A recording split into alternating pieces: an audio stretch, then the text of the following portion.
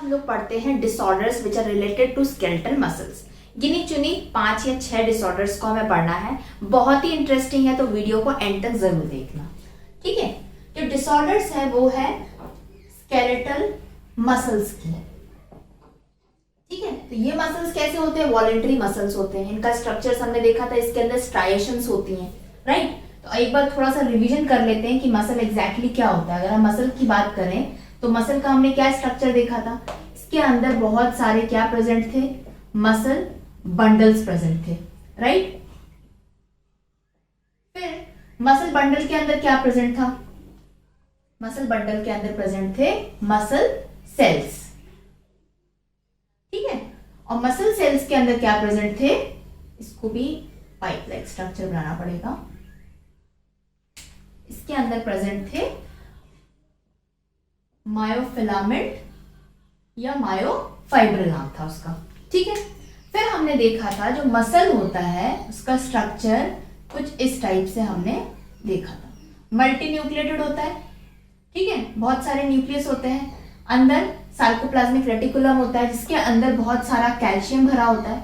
ये सार्कोप्लाज्म होता है, इसको सार्कोलेमा बोलते हैं। यहाँ पे टी ट्रांसवर्स वेव जाती हैंगी।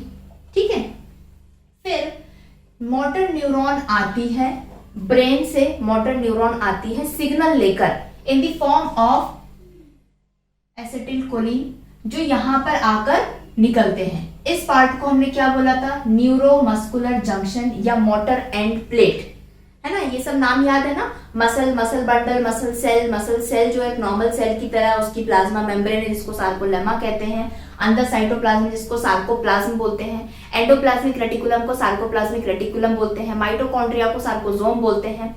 सार्कोप्लाज्मिक रेटिकुलम के अंदर बहुत सारा कैल्शियम भरा होता है। जब ब्रेन से सिग्नल आता है कि मसल को कॉन्ट्रैक्ट करना है तो क्या होता है? एसिटिलकोलिन आता है न्यूरोमस्कुलर जंक्शन पर।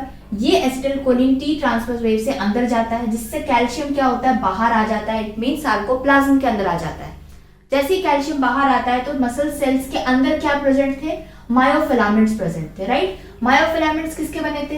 एक्टिन के बने थे और मायोसिन के बने थे। लाइट बैंड, डार्क बैंड्स थे, राइट। अब एक्टिन फिलामेंट भी किस तरीके से थे? इस तरीके के फिलामेंट्स थे। इसमें ग्लोबुलर एक्टिन था, फिर इसके ऊपर एक पट्टी लाइक स्ट्रक्चर था ट्रोपोमायोसिन का, और क्या था? और ट्राइग्लोबुलर प्रोटीन ट्रोपोनिन प्रेजेंट था। ठीक है, ये ट्राइग्लोबुलर प्रोटीन में कैल्शियम की बाइंडिंग साइट होती थी।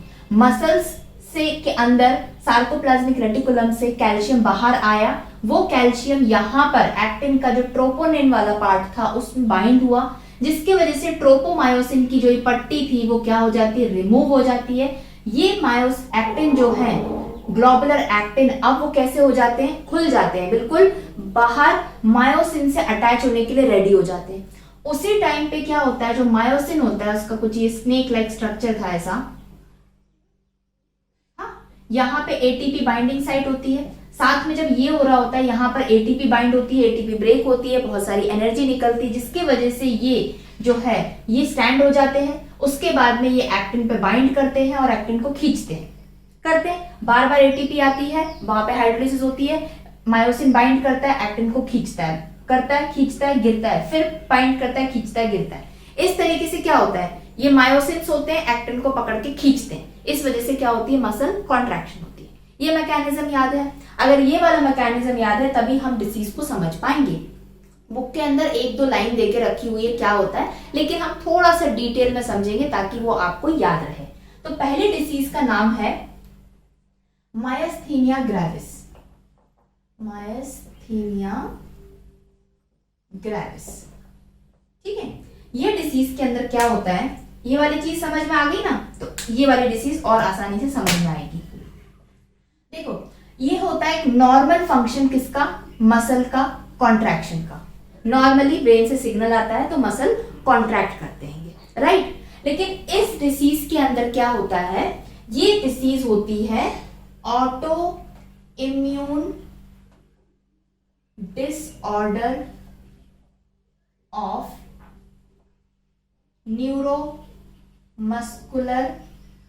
जंक्शन। एक एक चीज को समझते हैं।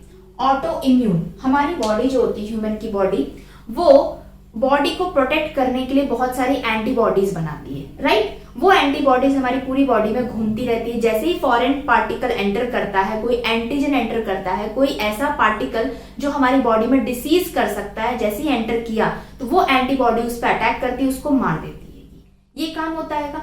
लेकिन कभी कभी हमारे अंदर की एंटीबॉडीज जो होती हैं वो क्या काम करती है, उल्टा काम करना शुरू कर देती है। हमारी कंट्री है, उसकी बॉर्डर है, बॉर्डर के ऊपर सोल्जर्स हैं, उनका काम है जो बंदूक होती है वो उसकी गन की पॉइंट बाहर दूसरी कंट्री की तरफ होती है, राइट। फॉरेन से कोई इन्वेडर्स आते हैं तो उसको अटैक करने के लिए होती है। अगर लेकिन वो गन हमारी तरफ तान देंगे तो क्या होगा, हम ही खत्म कर देंगे, राइट। तो उसी तरीके से ऑटो इम्यून डिसऑर्डर के अंदर यही होता है। हमारी बॉडी के अंदर जो हमारा इम्यून सिस्टम हमें बचाने के लिए काम करता है वो उल्टा काम करने लगता है। वो एंटीबॉडीज हमारी बॉडी की ही जो चीजें, यूजफुल चीजें होती है, उसको वो खराब करना, डैमेज करना, रिमूव करना, खाना शुरू कर देता है। तो इस डिसऑर्डर के अंदर यही होता है। ये डिसऑर्डर के अंदर कुछ ऐसी एंटीबॉडीज बनती हैं। क्या बनती हैं? एंटीबॉडीज। एंटीबॉडीज बनती हैं जो मसल सेल के पास में जाकर यहां पर जो एसिटिलकोलिन है, यहां पर जो आया हुआ है, इसका काम यहां पे रोक देती है। कैसे रोकती है? देखो, ब्रेन से सिग्नल आया in the form of acetylcholine chemical, ठीक है, जो कि एक मैसेंजर है।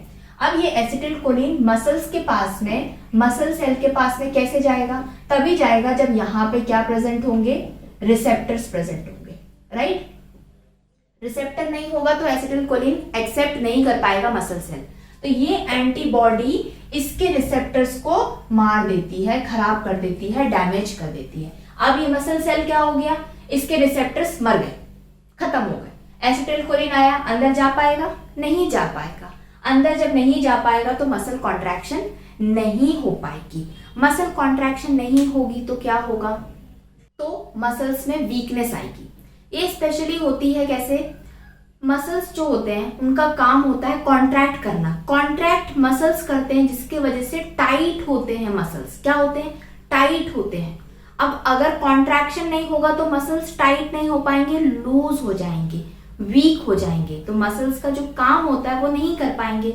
अगर हमारे आईज के आसपास वाले जो मसल्स हैं वो अगर कॉन्ट्रैक्ट करेंगे, खींचेंगे, टाइट होंगे तो हमारा ये जो पार्ट है, आईज का जो पार्ट है, हम अच्छे से आंखें खोल के रखें या झुका के रखें, जैसे भी रखें, उसको मेंटेन कर रहे हैं स्ट्रक्चर को।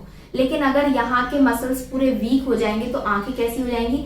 झुकी झुकी सी हो जाएंगी, क्योंकि जो मसल्स हैं वो काम ही नहीं कर पा रहे, खींच नहीं पा रहे हैं, सही तरीके से खींच नहीं पा रहेंगे। तो मसल्स काम नहीं कर रहे हैं तो आईज कैसी दिखेंगी? झुकी हुई सी दिखेंगी। तो इस वजह से वीकनेस आती है मसल के अंदर। इसी डिसीज को बोलते हैं मायस्थेनिया ग्रेविस, ठीक है। तो ये डिसीज एक ऑटो इम्यून डिसऑर्डर है। जो एंटीबॉडी बनी है हमारी बॉडी को प्रोटेक्ट करने के लिए, वो हमारी बॉडी के मसल सेल्स के रिसेप्टर्स को खत्म कर देती है, जिससे एसिटिलकोलिन नहीं आ पाता है। तो मसल कॉन्ट्रैक्शन का जो ये पूरा मैकेनिज्म था वो नहीं हो पाता है। मसल्स कॉन्ट्रैक्ट नहीं कर पाते हैं तो मसल्स टाइट नहीं रह पाते, लूज हो जाते हैं, और इसी डिसीज को बोलते हैं मायस्थेनिया ग्रेविस। अब बात करते हैं सेकेंड डिसीज की। सेकेंड डिसीज है मस्कुलर डिस्ट्रोफी। ये डिसीज कैसी है? मस्कुलर डिस्ट्रोफी एक जेनेटिक डिसऑर्डर है।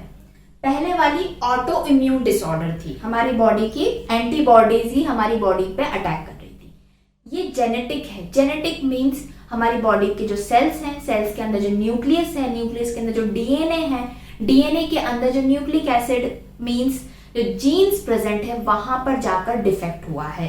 कहां पर? सेल के न्यूक्लियस के अंदर जीन में जाके डिफेक्ट हुआ है। जीन क्या है? डीएनए क्या है? न्यूक्लियोटाइड क्या है? न्यूक्लियोसाइड क्या है? क्रोमोसोम्स क्या है? क्रोमैटिड मटेरियल क्या है? इसके लिए एक सेपरेट वीडियो है चैप्टर 8 के अंदर, न्यूक्लिक एसिड। वहां पर आप इसका पूरा डिफरेंस समझ सकते हो अगर आपको ये चीज डिटेल में समझनी है, राइट। तो क्या होता है, अगर एक जीन खराब हो जाता है, कुछ उसमें प्रॉब्लम आ जाती है, आगे चल के अगर आप लेते हो कोई सब्जेक्ट बायोटेक्नोलॉजी, माइक्रोबायोलॉजी, तो वहां पे आप बहुत अच्छे से डिटेल में समझ पाओगे कि जीन के अंदर कैसे डिफेक्ट्स हो सकते हैं। बहुत तरह के म्यूटेशंस हो सकते हैं, उसको क्या बोलते हैं? म्यूटेशन। तो एक जीन है जिसके अंदर क्या हो जाता है? म्यूटेशन हो जाता है। कुछ चेंज हो जाता है। म्यूटेशन का मतलब क्या होता है? चेंज हो जाना। जो उसका ओरिजिनल काम था, जो उसका स्ट्रक्चर था, वो चेंज हो गया। उसके वजह से क्या होता है, जीन का जो काम है वो खराब हो जाता है। जीन का काम क्या होता है? जीन का 2 फंक्शन होते हैं कुछ, वो नहीं बताऊंगी मैं अभी आपको, ज्यादा हो जाएगा। उसके वजह से प्रोटीन बनते हैं, ठीक है? क्या बनते हैं? प्रोटीन बनते हैं। और वही प्रोटीन हमारे सेल्स की जरूरत होती है। तो अगर हम बात कर रहे हैं हमारे स्केलेटल मसल सेल के बारे में बात कर रहे हैं हम लोग इस चैप्टर के अंदर, तो ये सेल के यहाँ पे सार्कोप्लाज्म के अंदर एक प्रोटीन प्रेजेंट होता है। इस प्रोटीन का नाम होता है डिस्ट्रोफिन। क्या नाम होता है? डिस्ट्रोफिन प्रोटीन, जो कि एक स्ट्रक्चरल प्रोटीन है। तो ये प्रोटीन कहां से आया? ये प्रोटीन सेल के न्यूक्लियस की जीन ने कोड करके रखा था, ठीक है? कि ये जीन जब काम करेगा, कोडिंग होगी, तब ये प्रोटीन अपने आप बन जाएगा। अब ये प्रोटीन अगर यहाँ है तो उसका कुछ काम होगा। ये प्रोटीन स्ट्रक्चरल प्रोटीन, ये क्या करता है? ये सेल के जो बाहर प्रेजेंट है बहुत सारे स्ट्रक्चर्स और इसके अंदर प्रेजेंट है साइटोस्केलेटन, उस सबको पकड़ के रखते हैं। जैसे स्पाइडर का एक वेब हो गया ना, मान के चलो ऐसा। तो डिस्ट्रोफिन प्रोटीन बाहर वालों को भी पकड़ के रखा है, एक्टिन को भी पकड़ के रखा हुआ है। मायोफिलामेंट इसी के अंदर है ना, एक्टिन को पकड़ के रखा है। सेल के बाहर कुछ एक्स्ट्रा सेलुलर मैट्रिक्स में कुछ चीजें पड़ी हुई हैं प्रोटीन, उनको भी पकड़ के रखा हुआ है। सबको पकड़ के जब रखते हैं तो स्ट्रक्चर कैसा होता है? फॉर्म होता है, स्टेबल होता है, अच्छा स्ट्रक्चर होता है, राइट? लेकिन अगर सब छोड़ देते हैं तो कैसा होता है? लूज हो जाता है, बिल्कुल स्ट्रक्चर सही नहीं होता। मैकेनिकल स्ट्रक्चर उसका पूरा खराब हो जाता है, मैकेनिकल स्टेबिलिटी खराब हो जाती है। तो अगर मैं बोलूं कि ये प्रोटीन नहीं बना, ये प्रोटीन यहाँ पर नहीं बना, तो क्या होगा? ना एक्टिन को ढंग से किसी ने पकड़ पाया, ना बाहर के किसी सेल को पकड़ पाया, बाहर के सेल के कुछ स्ट्रक्चर्स को नहीं पकड़ पाए, अंदर के साइटोस्केलेटन को नहीं पकड़ पाए, राइट? तो इस डिसऑर्डर में क्या होता है? एक जीन डिफेक्टिव होता है, जिसके वजह से डिस्ट्रोफिन प्रोटीन नहीं बन पाता है। उसके वजह से ये मसल सेल्स वीक हो जाते हैं। और जैसे ही मसल्स वीक होंगे तो पेन होना स्टार्ट हो जाएगा, वीकनेस फील होगी आपको, काम करते ही बहुत जल्दी थक जाएंगे। तो ये सारे इसके सिम्टम्स होते हैं जो बुक के अंदर लिखे हुए हैं। तो मैकेनिज्म हमने देख लिया कि इस डिसीज के अंदर हुआ क्या था। एक जीन की खराबी की वजह से एक प्रोटीन नहीं बन पाया, जो प्रोटीन मसल सेल के अंदर प्रेजेंट था। इसकी वजह से जो मसल है पूरा, उसके अंदर एक प्रोटीन नहीं बन पाया, उसके वजह से वो मसल्स कैसे हो गए? वीक हो गए, और कुछ समय के बाद वो डैमेज हो जाते हैं। और जब वो डैमेज हो जाते हैं पूरी बॉडी के अंदर, स्केलेटल मसल्स जहां जहां हमारी बॉडी में है वहां पर पूरे हमारे मसल्स खराब हो चुके हैं, तब डिसीज हो जाती है क्या? Muscular dystrophy. क्लियर यहाँ तक? अब हमको देखनी है थर्ड डिसीज।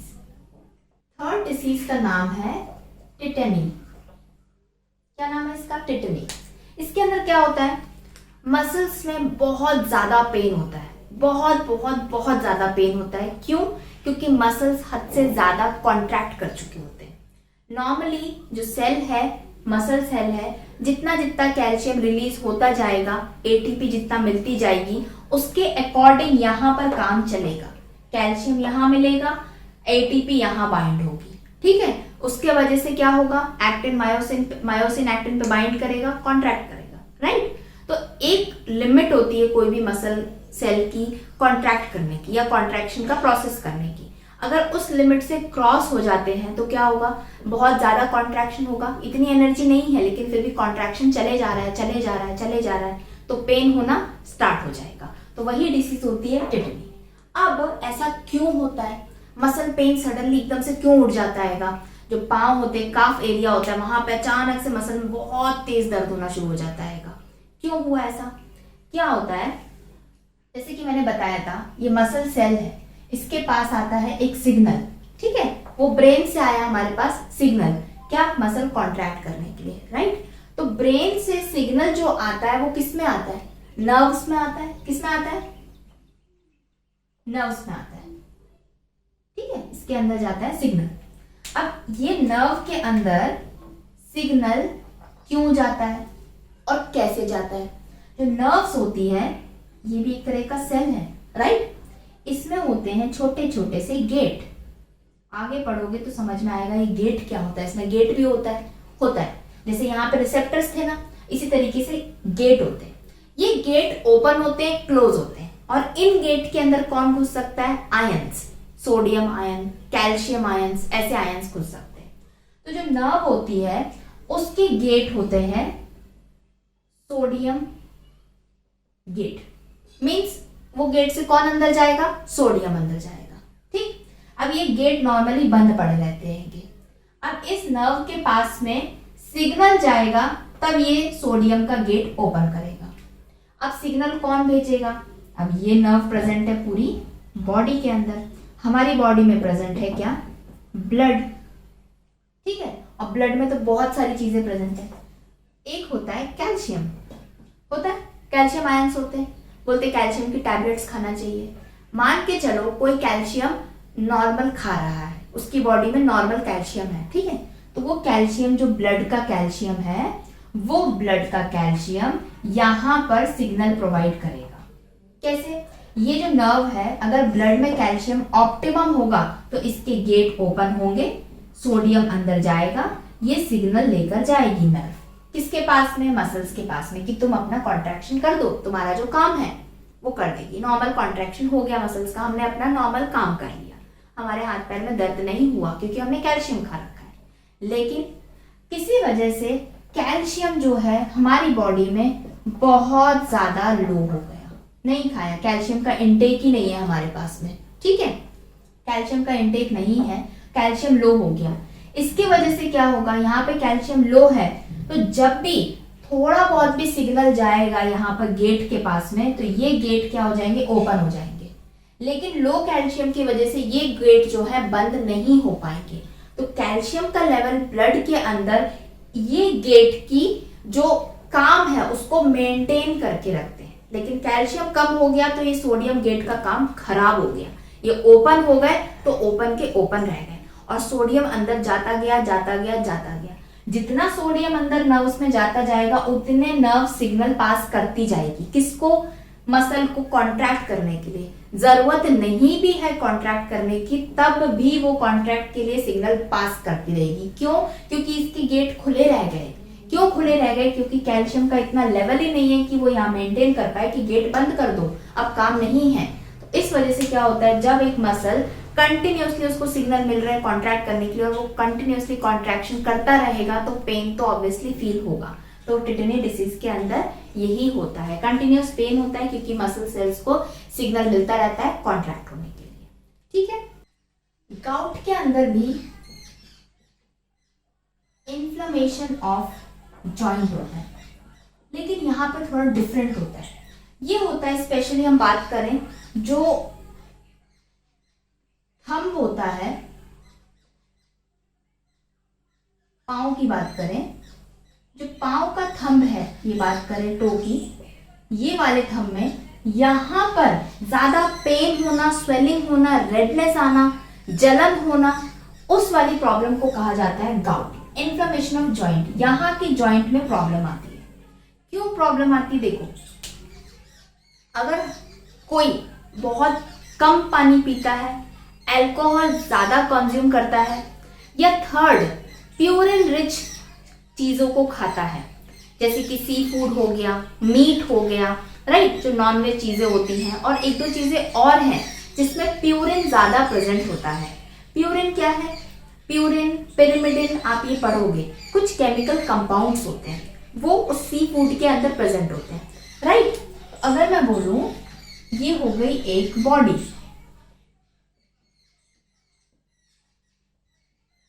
ठीक है, इसने वाटर कम लिया, एक फैक्टर है, अल्कोहल कंजप्शन ज्यादा किया जिससे पानी की कमी हुई, तीसरा प्यूरिन रिच फूड ज्यादा खाए।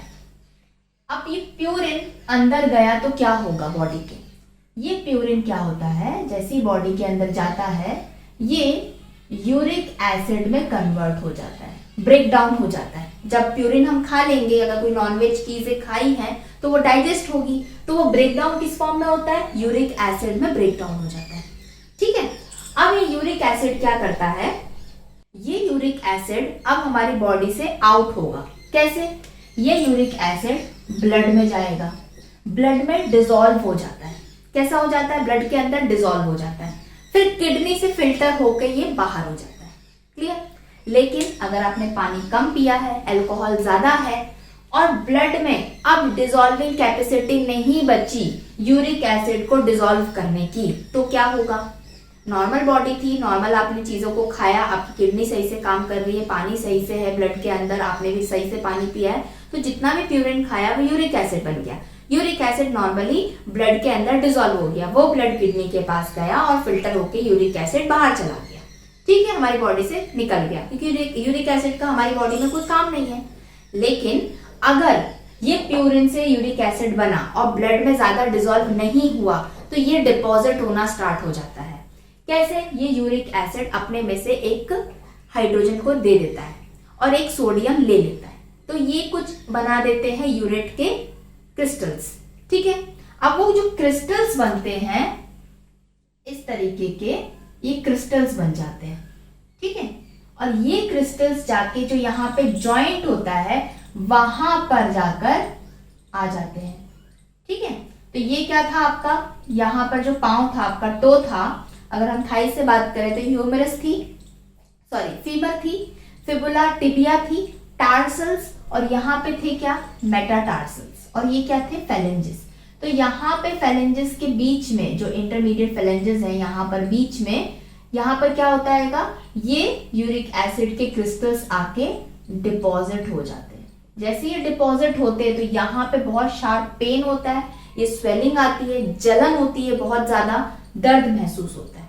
इसकी वजह से बॉडी क्या करती है, हमारी बॉडी WBC जो प्रेजेंट होता है ब्लड के अंदर वो भेजती है, बहुत सारे WBC को यहाँ पर भेज देगी कि जाओ वहां पर देखो क्या हो रहा है का, क्योंकि वो हमें इम्यूनिटी प्रोवाइड करते हैं ना, लड़ेंगे अगर कोई फॉरेन पार्टिकल होगा तो ये WBC जाता है, बोलते हैं हाँ ये हमारी बॉडी में काम की चीज तो है नहीं, जो डिपोजिट हो गए क्रिस्टल्स, तो क्या करेंगे, तो WBC वहां पे कुछ केमिकल्स को रिलीज करता है इसको हटाने के लिए। उस केमिकल के रिलीज की वजह से यहाँ पे बहुत ज्यादा पेन महसूस होता है और इसी को कहते हैं गाउट। ठीक है, तो ये हो गई आपकी 5th डिसीज। अब बात करना है मैं लास्ट, ओस्टियोपोरोसिस। ओस्टियोपोरोसिस, ओस्टियो मतलब हो गया बोन, पोरोसिस मतलब हो गया पोर्स। अगर कोई आपके पास एक स्टिक है, ठीक है, आप उसको तोड़ने की कोशिश करोगे, मुझे पता है आप तोड़ दोगे बहुत आराम से, लेकिन जब कोशिश करोगे थोड़ी सी एनर्जी तो लगेगी ना आपकी कि हाँ थोड़ा सा स्टिफ है, थोड़ा सा स्ट्रांग है। लेकिन अगर मैं एक दूसरी स्टिक की बात करूं जिसमें बहुत ज्यादा छेद हो चुके हैं, खोखली सी हो गई है, तो क्या होगा, इस दीमक लग जाती है लकड़ी के अंदर, वो खोखली हो जाती है, तुरंत टूट जाती है। इसको तोड़ोगे तो फट करके जल्दी से वो टूट जाएगी। वही हाल होता है बोन्स का। कब? एक एज के बाद में। कब? जब स्पेशली विमेन्स के अंदर होता है, जब उनके मेंसेस बंद हो जाते हैं एट द एज ऑफ 45 या आफ्टर 45 या किसी किसी को 40 के बाद में भी। जैसे ही मेंसेस बंद होते हैं किसी भी विमेन के, तो क्या होता है, उनकी बॉडी के अंदर एस्ट्रोजन का लेवल काफी कम हो जाता है। क्या हो जाता है, एस्ट्रोजन का लेवल काफी कम हो जाता है। देखो उसको बहुत अच्छे से डिटेल में समझते हैं। एक फीमेल है,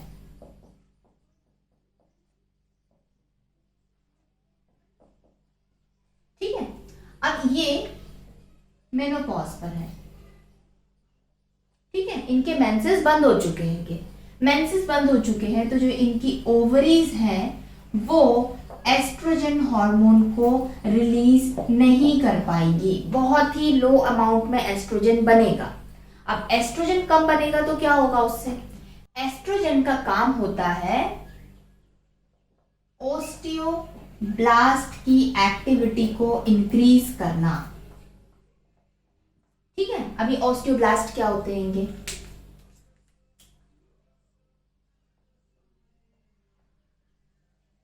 ये क्या है, एक बोन हो गई, ठीक है, यहां से इसको काट दिया तो वो कुछ इस तरीके से दिखाई दे रही है बोन।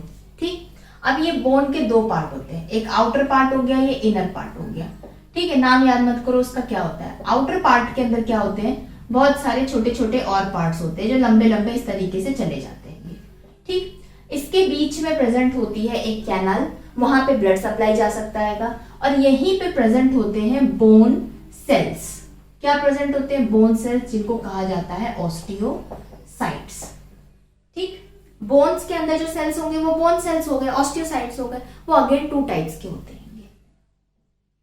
एक होता है ऑस्टियोक्लास्ट, एक होता है ऑस्टियोब्लास्ट। नाम याद करने की बिल्कुल भी जरूरत नहीं है, बस समझने की जरूरत है। ठीक, अब देखो, सी से क्लास्ट मतलब खाने वाले, बी से ब्लास्ट मतलब बनाने वाले। ऑस्टियोक्लास्ट ऐसे बोन सेल्स हैं जो बोन्स को खाने का काम करते हैं, और ऑस्टियोब्लास्ट कुछ ऐसे सेल्स हैं जो बोन्स को बनाने का काम करते हैं। ठीक है, तो खाना बनाना, खाना मतलब किसी चीज को खराब कर देना। अगर बोन्स को कोई खाएगा तो बोन्स कैसी हो जाएगी, वीक हो जाएगी, लेकिन कोई बोन्स को बनाएगा तो बोन्स कैसी हो जाएगी, स्ट्रांग हो जाएगी। राइट, तो देखो ये दोनों के काम बैलेंस होना चाहिए, इक्वल होना चाहिए। जितना बोन्स को खाया है उतना बोन्स को बनाएंगे भी। अब आप सोचोगे कि मैम बोन्स को खाने का और बनाने का काम क्यों है? ये बोन्स जो होती है हमारी, ये हर कुछ सालों में रिन्यू होती रहती है। जो बाहर की बोन है उसका अलग टाइम है, अंदर की जो बोन है, बाहर की जो है बोन और अंदर की स्पॉन्जी बोन है, ये अलग अलग टाइम पे रिन्यू होती रहती है, वही की वही बोन नहीं होती है। ऑस्टियोक्लास्ट सेल्स क्या करते हैं, कुछ कुछ बोन्स के पार्ट को खाना शुरू करते हैं, उसी समय में ऑस्टियोब्लास्ट होते हैं, नया बोन्स के पार्ट को बनाना शुरू कर देते हैं। तो हम कैल्शियम जितना इनटेक करते रहते हैं, सही तरीके से लेते रहते हैं, तो ये दोनों सही तरीके से काम करते रहते हैं। ठीक है, अब देखो, अगर ऑस्टियोक्लास्ट का काम ज्यादा बढ़ जाए, बोन्स को खाने का काम ज्यादा बढ़ जाएगा, तो ये वाला काम तो ऑटोमेटिकली रुक जाएगा ना, है कि नहीं? अगर दोनों बराबरी से काम कर रहे हैं, एक खा रहा है एक बना रहा है, तो बोन्स को फर्क नहीं पड़ेगा कि बोन्स उतनी की उतनी ही रहेगी। लेकिन जो पोस्ट मेनोपॉजल वुमेन होती है, उनकी ओवरीज एस्ट्रोजन नहीं बना पाती हैं, जिसके वजह से ऑस्टियोब्लास्ट की एक्टिविटी काफी कम हो जाती है। ऑस्टियोब्लास्ट की एक्टिविटी को कौन मेंटेन करके रखता है? एस्ट्रोजन हार्मोन मेंटेन करके रखता है। ओवरीज भी बनाती है, एड्रिनल ग्लैंड भी बनाता है एस्ट्रोजन हार्मोन। लेकिन अगर ऑस्टियोब्लास्ट की एक्टिविटी को सही तरीके से करवाना है हमारी बोन्स के अंदर, तो एस्ट्रोजन हार्मोन का होना बहुत जरूरी है। अब एस्ट्रोजन नहीं बचा तो ऑस्टियोब्लास्ट की एक्टिविटी अपने आप कम हो जाएगी। इसकी कम हो गई तो इसकी एक्टिविटी ऑटोमेटिकली आपको बढ़ी हुई दिखाई देगी। अगर मैं यहाँ पे 2 लाइन ड्रॉ कर दूं, ठीक है, यहाँ पे लिख दूं सी, यहाँ पे लिख दूं बी। अब मैं बोल रही हूँ कि जो बी है इसकी एक्टिविटी कम हो गई, तो ऑटोमेटिकली सी की एक्टिविटी तो बड़ी दिखाई दे ही रही है ना। ये बढ़ाने की नहीं भी कोशिश करेगा तो बड़ी हुई दिखाई दे रही है। तो सेम यही है, ऑस्टियोब्लास्ट की एक्टिविटी कम हो गई क्योंकि एस्ट्रोजन हार्मोन बचा नहीं पोस्ट मेनोपॉजल वुमेन के अंदर, तो उनके अंदर ऑस्टियोक्लास्ट की एक्टिविटी बढ़ गई। तो उनके जो ऑस्टियोक्लास्ट के सेल्स हैं वो बोन्स को ज्यादा खाना शुरू कर देते हैं। जैसे ही खाना शुरू करते हैं तो बोन्स के अंदर क्या हो जाते हैं, पोर्स हो जाते हैं। और ये जो है फीचर, बोन्स के अंदर पोर्स होना, जो पोरोसिस हो चुका है ऑस्टियोपोरोसिस, ये नॉर्मली पता नहीं चलता। जब वो लेडी कभी गिरती है, हल्की सी ठोकर खाते हैं, आपने सुना होगा कि जरा सा गिर गए, लुढ़क गए और हड्डी टूट गई। कैसे टूट गई? इतनी जल्दी हड्डी कैसे टूट सकती है? क्योंकि उनको ऑस्टियोपोरोसिस था, पता ही नहीं चलता है कि उनकी बोन्स में पूरे होल्स हो चुके होंगे। जब ऐसा होता है तब पता चलता है। तो इस वजह से एस्ट्रोजन की कमी के वजह से ऑस्टियोब्लास्ट की एक्टिविटी पे फर्क पड़ता है, जिसकी वजह से ऑस्टियोक्लास्ट की एक्टिविटी बढ़ जाती है बोन्स को खाने की, और उस वजह से बोन्स में पोर्स हो जाते हैं, और उसी डिसीज को बोलते हैं ऑस्टियोपोरोसिस। मींस जो बोन्स है वो बहुत बहुत बहुत ज्यादा वीक हो चुकी है। क्लियर है यहाँ तक? तो यहाँ पे खत्म हो गया आपका चैप्टर लोकोमोशन मूवमेंट का लास्ट टॉपिक, जिसके अंदर हमने डिसीज पढ़ी या डिसऑर्डर्स पढ़ी related to muscles, related to bones. ठीक है, तो कौन कौन सी डिसीज पढ़ी थी? मायस्थेनिया ग्रेविस, जो हमारी मसल से रिलेटेड थी, न्यूरोमस्कुलर जंक्शन पे। सेकंड हमने पढ़ी थी muscular dystrophy, third tetani, fourth arthritis, fifth gout and sixth osteoporosis. Book के अंदर हार्डली 1 या 2 लाइंस के अंदर एग्जैक्टली दे रखा है कि कोई डिसीज के अंदर क्या होता है। जैसे आर्थराइटिस है तो वहां पे इन्फ्लेमेशन ऑफ जॉइंट हो रहा है, ऑस्टियोपोरोसिस है तो मतलब बोन के अंदर पोर्स हो रहे हैं, टेटनी है तो बहुत ज्यादा मसल का कॉन्ट्रैक्शन हो रहा है, बहुत पेन हो रहा है, राइट। मायस्थेनिया ग्रेविस है या कहीं न्यूरोमस्कुलर डिस्ट्रॉफी है तो वहां पर भी मसल्स कैसे कहीं वीक हो रहे हैं, कहीं पेन हो रहा है। अगर आपको डिटेल में समझना है कि ऐसा क्यों हो रहा है तो ये वीडियो आपके लिए बहुत यूजफुल है। मिलते हैं किसी नेक्स्ट वीडियो में जहां पर हम इस बुक के और चैप्टर्स को समझेंगे।